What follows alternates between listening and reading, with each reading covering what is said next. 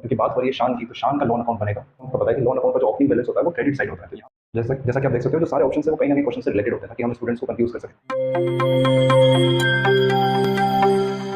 CBSE 2025 accountancy paper solving की series में हमारे पास नेक्स्ट क्वेश्चन है, क्वेश्चन नंबर 7, MCQ 7। मैं रीड करता हूँ, आपको स्क्रीन पे क्वेश्चन दिखेगा। When Sean and Brian were partners in a firm, Sean had advanced a loan of rupees 1 lakh to the firm. On 31st March 2024, the firm was dissolved after transferring various assets other than cash and bank and outside liabilities to realization account. Sean took over furniture of book values of rupees 90,000 in part settlement of his loan amount. For the payment of balance amount of Sean's loan account, Sean's loan bank account will be credited with.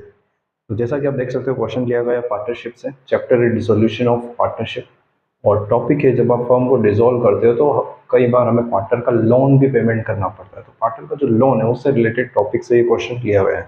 तो इस question को अच्छे से करने के लिए हमें आप यहाँ पर एक लोन अकाउंट बनाता हूँ, क्योंकि बात हो रही है शान की, तो शान का लोन अकाउंट बनेगा। तो शान्स लोन अकाउंट, तो आपको यहाँ पर समझ में आएगा कि शान का जो लोन अकाउंट है उसका सेटलमेंट कैसे करना है।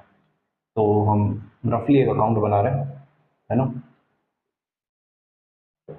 Debit particulars amount credit.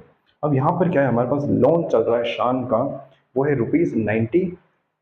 यहाँ पर हमारे पास लोन चल रहा है शान का, वो है ₹1 लाख।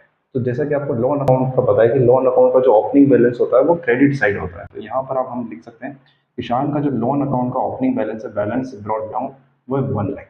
तो 1 लाख रुपए का लोन फर्म को पे करना होगा शान को। लेकिन इसने क्या किया है, शान ने एक फर्नीचर ले लिया है जिसकी वैल्यू है 90,000।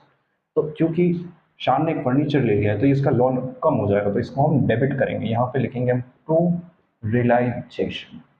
अब याद रखो, जब डिसोल्यूशन की बात होती है तो कोई भी असेट या लाइबिलिटीज का ट्रांजेक्शन रियलाइजेशन से होता है। तो यहाँ पे फर्नीचर अकाउंट नहीं आएगा, टू रियलाइजेशन आएगा। अब चाहो तो ब्रैकेट में लिख सकते हो फर्नीचर।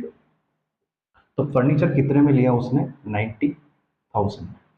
अब नेक्स्ट बात ये हो रही है कि अब उसको और कितना बैंक से पेमेंट करना पड़ेगा। क्वेश्चन ये कह रहा है, मैं क्वेश्चन को वापस रीड करता हूँ। क्वेश्चन लास्ट में बोल रहे हैं, for the payment of balance amount of shares loan bank account will be credited with. यानी अब जो कितना पैसा शान को और देना है तो वो बैंक से पेमेंट हो रहा है, तो वो कितने से बैंक को हम क्रेडिट करेंगे। तो यहाँ पर क्वेश्चन बनता है, तो आप देखो इस अकाउंट को अगर हम क्लोज करें तो 1 लाख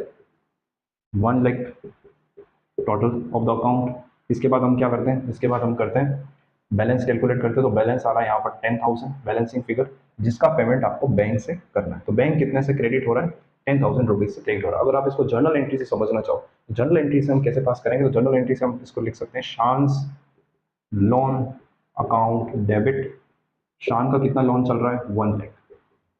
उसको हमने फर्नीचर दिया तो टू रियलाइजेशन, फर्नीचर नहीं आएगा, रियलाइजेशन आएगा, क्योंकि डिसोल्यूशन की बात चल रही है, सब कुछ रियलाइजेशन से होता है।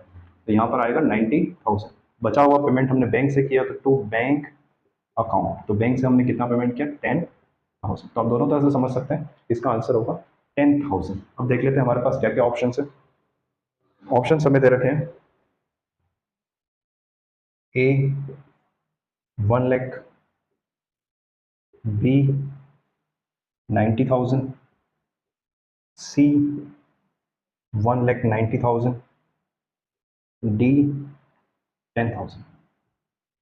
जैसा जैसा कि आप देख सकते हो, जो सारे ऑप्शन है वो कहीं ना कहीं क्वेश्चन से रिलेटेड होते हैं ताकि हम स्टूडेंट्स को कंफ्यूज कर सकें। तो ऑप्शन ए दिया 1 लाख, 1 लाख क्या है टोटल लोन। ऑप्शन बी दिया 90,000, 90,000 क्या था, जो फर्नीचर लिया। ऑप्शन सी, इसका कोई यहाँ पे कनेक्शन नहीं है। ऑप्शन डी हमें दिया है 10,000, जो एक्चुअल आंसर है। बैंक से कितना पेमेंट होगा, 10,000। बैंक कितना क्रेडिट होगा, 10,000। तो इसका आंसर होगा डी।